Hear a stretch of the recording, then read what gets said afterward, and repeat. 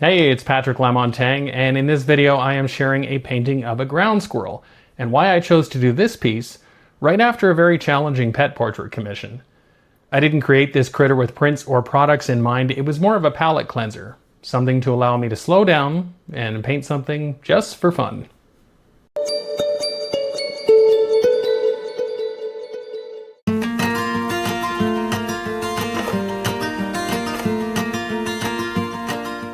I started a recent Sunday morning more anxious than usual.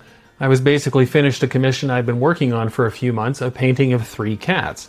3 black cats, which I knew would be tough, but turned out to be even more work than I'd expected.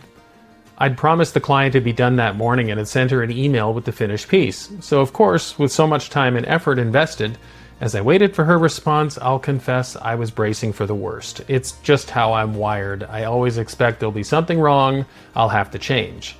It didn't take long. She loved it. Said all the things I hoped to hear, especially that I'd captured their personalities. That's what matters to me most. If I don't get that right, I failed. Period. We exchanged a few more emails about prints and delivery, and then I finally exhaled. Big sigh of relief, because I get personally invested in commissions. I'll talk more about that process when I reveal the painting. I'll be delivering the metal print to her this weekend. Now that I knew my client was happy with my work, I could relax a little.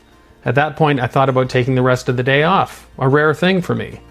I'd already drawn my first 2 editorial cartoons for the week. It was raining, so no bike ride. Sure, I had other paintings in progress, but none of them felt right to jump into.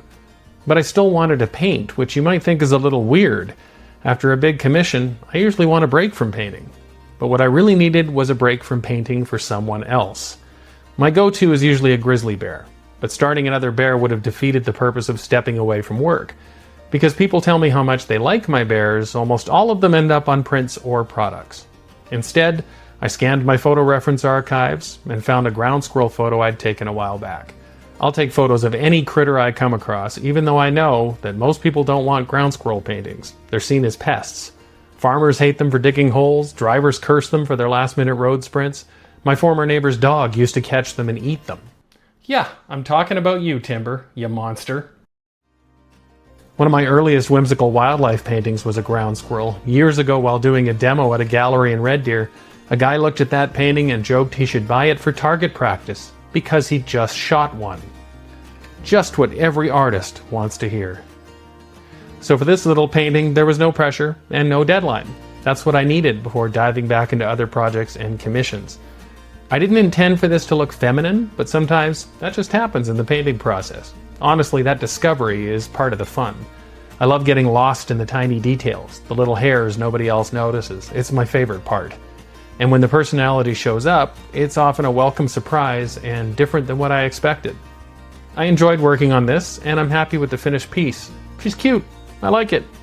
And while I hope you like it too, it's fine if you don't, because I didn't paint this one for a client, or a product, or a print. I painted it for me. And I don't do that enough. Now that said, my customers, collectors, and clients will often surprise me, and a painting I think won't resonate with people might become one of my most popular pieces. I never know until I hear from those who enjoy my work.